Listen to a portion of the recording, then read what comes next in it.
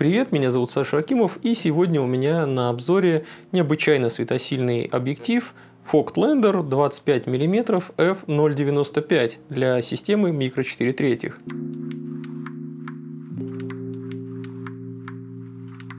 Этот объектив для обзора мне предоставил тот же замечательный подписчик, что и до этого давал потестировать Laowa 7,5 мм f2. За это ему огромная благодарность. Большущее спасибо.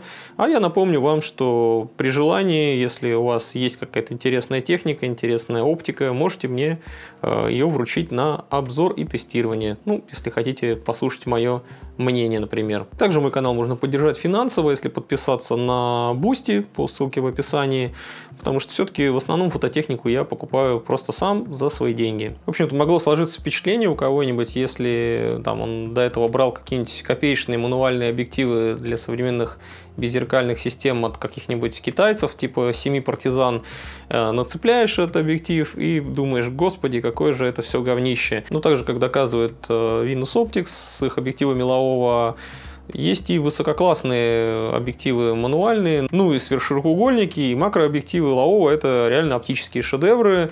Ну, сейчас мы сегодня посмотрим, что же ждать от объектива Voigtlander за практически $1000. Во-первых, конечно же, очевидно, что он будет гораздо лучше, чем $100-долларовые убогие поделки от Kitayos, у которых и светосила какая-то дутая, там на максимально открытой все в полном говне, и абсолютно нерабочие все эти открытые диафрагмы их, потому что там, ну, типа примитивная оптическая схема, она тебе даст кучу хроматических аберраций и прочих каких-то дефектов и косяков. Ну, нахрен надо такое говно покупать, я даже не понимаю, зачем это люди делают. Но давайте-ка для начала, прежде чем мы начнем объектив со всех сторон разглядывать и смотреть на картинки, снятые с него, все-таки разберемся, что это за бренд и почему стоит от него ждать все-таки хороших оптических характеристик и отменного качества. Посмотрим, это всего лишь громкое какое-то имя, уже полузабытое из далекого прошлого, или за ним скрывается все-таки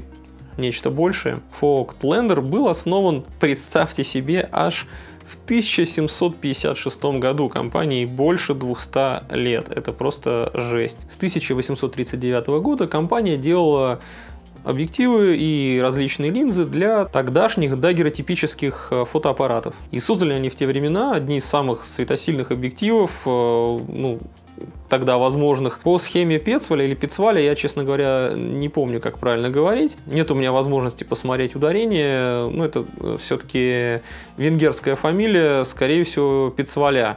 Ну, это только предположение, если ошибаюсь, прошу прощения. Объективы отличались эти впечатляющей светосилой. Допустим, при фокусном расстоянии 150 мм у них была светосила f3.6. Сейчас, конечно, особо никого не удивишь, но вот в 19 веке это было действительно очень круто. И, в принципе, до начала 20 века эти объективы очень даже успешно использовались в различные студийные и портретные фотосъемки, потому что людям, которые приходили, допустим, в салон сфотографироваться, не приходилось настолько надолго замирать, как это было раньше. На более темные стекла тебя там снимают, сажают, ты садишься и там, ну, реально мог 10-15 минут, например, сидеть, чтобы нормально проэкспонироваться. Это вообще просто жесть, конечно. Поэтому, если мы смотрим всякие старые фотографии, там очень много всяких микросмазов, ну и даже не микро, а даже солидных смазов. К тому же, при довольно простой оптической схеме объективы Пецваля, они имели довольно хорошо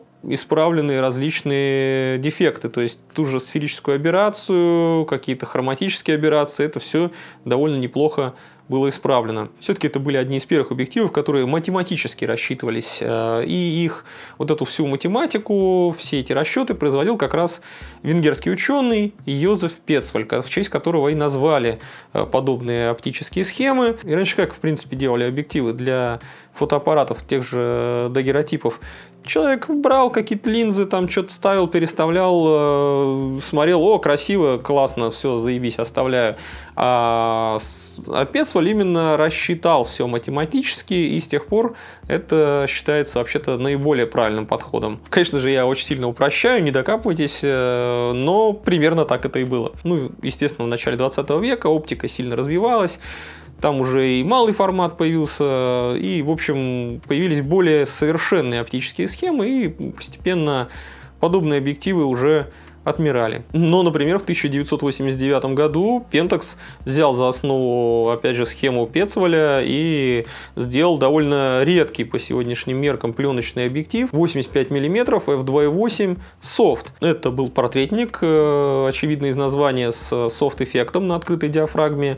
И такой эффект достигался как раз-таки за счет явления сферической аберрации и напрямую зависел от того, насколько у тебя открыта или закрыта диафрагма. Ну и, соответственно, на f2.8 изображение было максимально мягким, с низким контрастом, и чем сильнее ты закрывал диафрагму, тем у тебя оно становилось резче. На f8 там уже резкость была прямо очень мощная. А в 2014 году ломографии собирали на Кикстартере деньги, и они собрали успешно все необходимые средства для того, чтобы выпустить новый объектив под названием New Petzval 85 мм f2.2 под байонеты Canon EF и Nikon F. Производились эти объективы, кстати говоря, на Красногорском заводе. Ну и после моего вот этого лирического отступления вернемся все же к компании Folklander.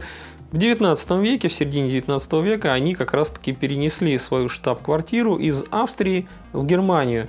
И изначально австрийский бренд стал, по сути, немецким. В 1898 году эта семейная компания Folklander и сын решила стать акционерным обществом. И к 1925 году контрольным пакетом акций завладела фармацевтическая компания Schering. С 1905 года Folklander выпускали любительские камеры Alpine и также делали легендарные среднеформатные объективы Heliar и Scopar. В 1930 году появились складные среднеформатные камеры с форматом кадра 6:9 Bessa. И до конца 30-х годов компания Folklander в принципе не выпускала с малым форматом кадра ни одной камеры, ну то есть 35 мм всем привычным. Ну а в 1956 году Schering полностью продал Folklander Карлу Цейсу. В 50-е и 60-е годы было выпущено ими очень огромное количество самой разной, самой интересной фототехники и всевозможных дальномерных камер, и со складной конструкцией, и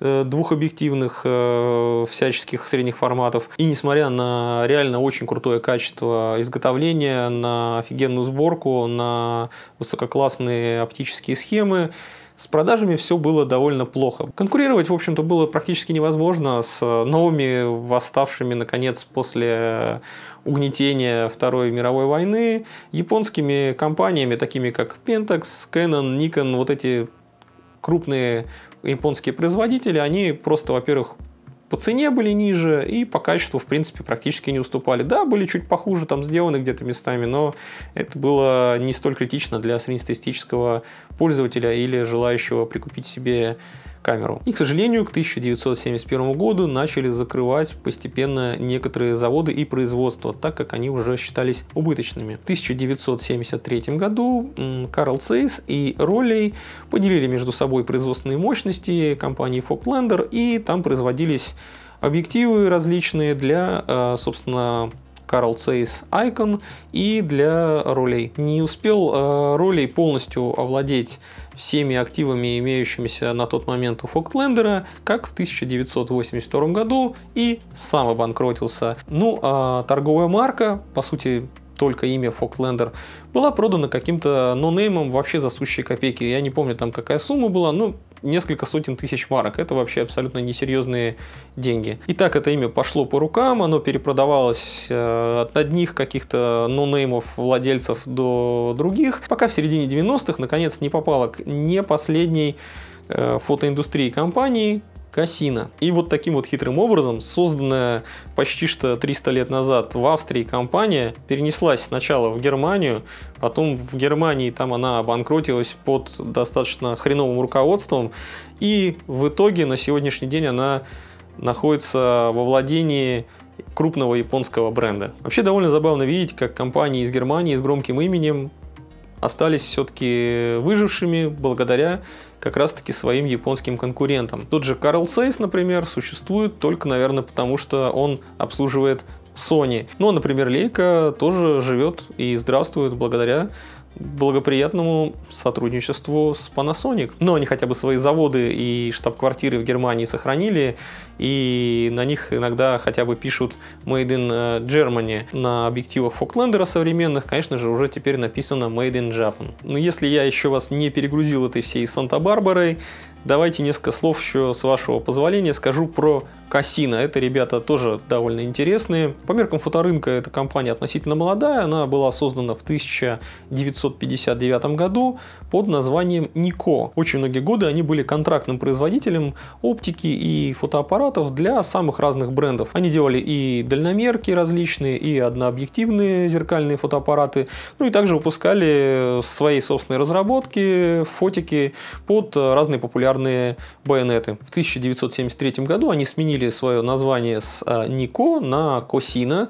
Ну, вероятно, для того, чтобы избежать какой-либо путаницы с Никоном, потому что действительно и созвучно, и похоже по написанию выглядело название. Ну и в 70-е, 80-е годы Cassina очень активно развивалась, делала фотоаппараты для самых разных, опять же, компаний. Это были Canon, Yashica, Konica, Olympus, Nikon. Но когда им достался бренд Foclander, они тут же начали выпускать в 1999 году камеры под малый формат пленки, без L сначала, без видоискателя, а потом уже без R с видоискателем, совмещенным с дальномером. Оба фотоаппарата были сделаны под крепление М39, а в 2001 году они выпустили без Т с уже байонетным креплением стандарта Leica M. А с 2002 по 2005 выпускалась Bessa под байонет Contax. Примерно в это же время Cassina по заказу Seiko Epson выпускала первый в мире дальномерный фотоаппарат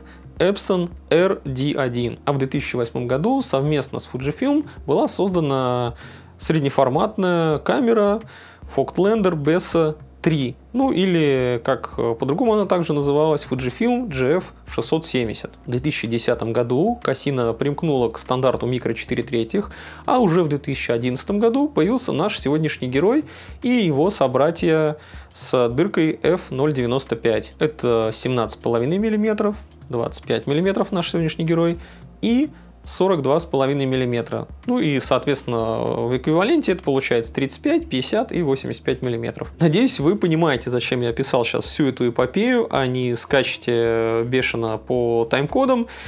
Потому что все, что я сейчас описывал, это довольно важно. Потому как от Foclander здесь осталось только имя, лейбл на самом объективе и так далее. Но беспокоиться за качество его не нужно, потому что делают его, опять же, не последние люди в фотоиндустрии, а не какие-то бомжи в подвале. Cassina — это корпорация с огромным опытом в разработке самых разных оптических схем и изготовления фотоаппаратов, так что за качество, собственно, изготовления и за качество картинки можно не беспокоиться. Ну и давайте же, наконец, я покажу вам сам объектив и уже расскажу про него.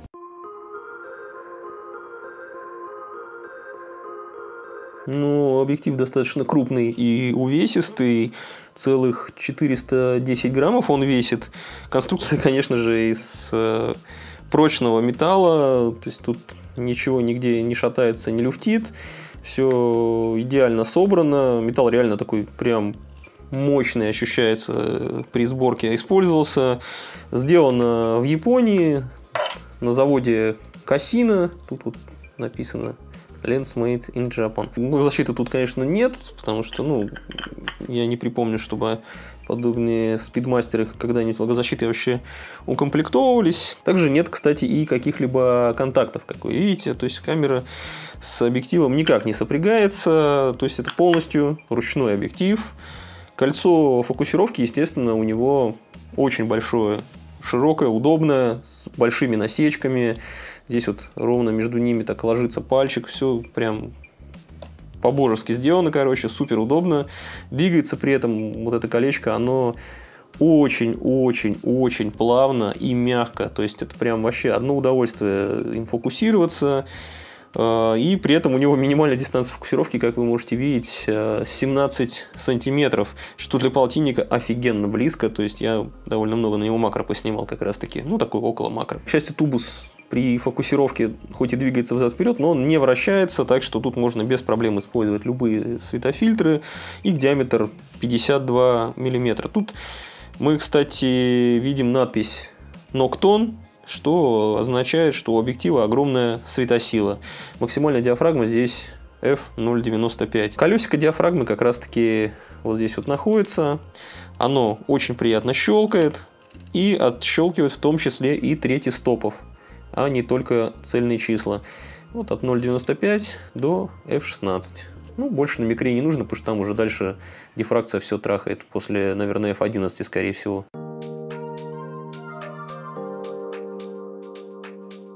Ну и давайте начнем сразу же с размытия заднего плана. Как в среде дебилов известно, на микро 4/3 совершенно не существует никакого боке. Так что я дырку сейчас максимально раскрою до f0.95 и посмотрим. Может быть, действительно, здесь это полная хрень. И отчасти да, картинка на максимально открытой диафрагме далеко не безупречная. Здесь очень сильно снижен контраст, вылазят всяческие хроматические аберрации, а детализация падает даже в центральной части кадра. Но ведь зато задник размывает просто в хлам. Это именно то, что нужно в фотографии. Просто без этого жить невозможно. Ну ладно, я шутки шутками. Если прикрыться все-таки до f1.4, то изображение становится абсолютно нормально контрастным и прекрасно резким. Хромота также практически исчезает. Она минимальная и незначительная. Давайте еще один пример поясного портрета посмотрим. В этот раз в цвете. И ситуация на f0.95 такая же. Еще сильнее мыльноватость картинки бросается в глаза, да и на границах контрастных объектов полезли хроматические аберрации. Хотя, на удивление, весьма незначительные. Но и все, что вне зоны резкости, размыто просто в сопли. Если, опять же, прикрыться до f1.4, размытие остается таким же мощным, да, только сразу же возвращается контраст и уже очень резкой становится картинка. Ничего особо удивительного тут нет, любой объектив практически за любые деньги на максимально открытой диафрагме показывает наихудшую свою картинку, ну, потому что так устроена оптика. В этом нет ничего шокирующего. В любом случае, по моему мнению, не особо-то рабочие f0.95 на этом объективе выглядят гораздо лучше, чем максимально открытые диафрагмы на каких-нибудь копеечных объективах от семи партизан. Там, где у дешевых китайских поделок отвратительная, абсолютно мусорная картинка, переполненная всех расцветок хроматическими аберрациями и с некрасивым боке, здесь скорее просто какой-то бесплатный софт-эффект, которого в принципе можно также добиться и на любой другой объектив, накрутив софтон фильтр, например, или же использовав специальный объектив с софт-эффектом, типа, допустим, кэноновский 135 мм f2.8 Soft Focus. Ну, это вполне применимый эффект, которым постоянно, например, пользовался Дэвид Хамильтон, да и я пару раз какие-то софт-фильтры бывало накручивал на уже излишне даже резкую, наверное, картинку, чтобы, ну, просто по приколу мне захотелось придать некоторого такого сияния. Короче говоря, f0.95 здесь условно пригодна для некоторых каких-то узкоспециализированных задач, но по-настоящему рабочим здесь все-таки я бы называл показатель диафрагмы f1.4. Вот еще несколько примеров снимков на открытой диафрагме, как раз таки до f1.4, они максимально расхлебененные. Здесь вы видите такое около макро, на них зато более наглядно видно, какое нежное и приятное боке получается. Объектив все-таки, ну, очень близко фокусируется. Ну, я не являюсь фанатом открытых дырок, ну и как и не являюсь фанатом, опять же, полтинников. Все-таки это такое слишком уж усредненное по мне так фокусное расстояние, ну такое ни туда, ни сюда, ни рыба, ни мясо, не знаю, как это объяснить. Да, если про дырку говорим, мне, честно говоря, лютое размытие заднего плана к месту и не к месту тоже особо ни к чему. У нашего объектива на микре прекрасно смотрится размытие даже на f2.8. Объект снимаемый будет, конечно же, максимально резким, а при этом он будет отделен от фона. Фон будет все-таки несколько размыт, но не абсолютно уничтожен, не был превращен в сопли, а хотя бы будет читаться немножечко контекст. Как на вот этих примерах с красивого такого осеннего кладбища.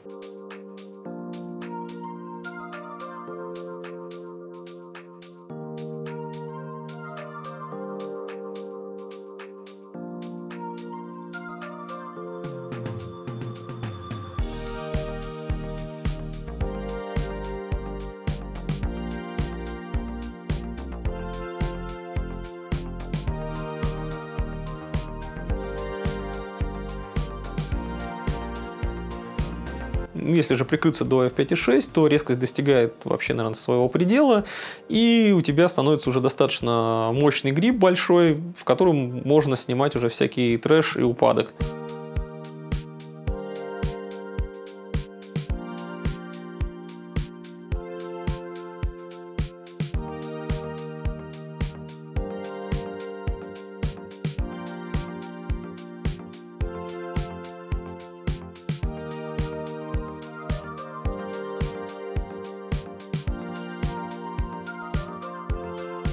Каких-либо искажений, дисторсий тут не наблюдается, в этом, опять же, нет ничего удивительного, этого стоит ожидать от условного такого полтинника. Редко хоть какой-нибудь полтос, даже самый копеечный, самый дешевый, будет иметь какие-либо мощные бочкообразные дисторсии. Но это просто технически очевидно, он находится такой где-то вот в середине, и почему их называют, в общем-то, нормальными объективами.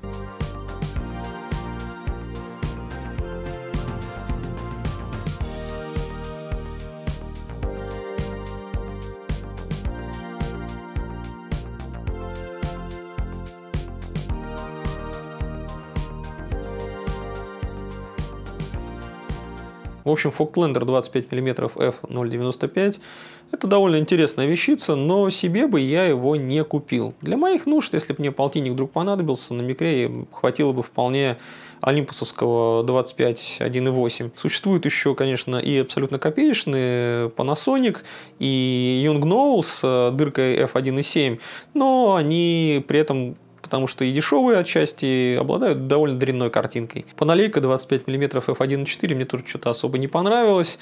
Самый топовый полтос, конечно, в системе это Olympus 25 мм f1.2 Pro, но также в то же время существует еще и довольно неплохая Sigma 30 мм f1.4 Contemporary. Она чуть, конечно, подлиннее, чем полтинник, получается там в эквиваленте 60 мм, но, в общем-то, в пределах этого диапазона. Ну и, в общем-то, если вам нравится полтинник, и вы фанат мануальной оптики, и при этом у вас микро 4/3, если вот эти все вещи соединились в одно целое, имя Voigtlander вам о чем-нибудь теперь говорит, особенно после моего рассказа, то если вы этот объектив приобретете, то разочарованы точно не будете. Отлично подходит по мне так для поясных каких-то портретов, для постановочной фотографии, где не требуется особой скорости, потому что репортажку на него снимать, наверное, будет тяжеловато, особенно с непривычки, если ты до этого на мануальную оптику не снимал.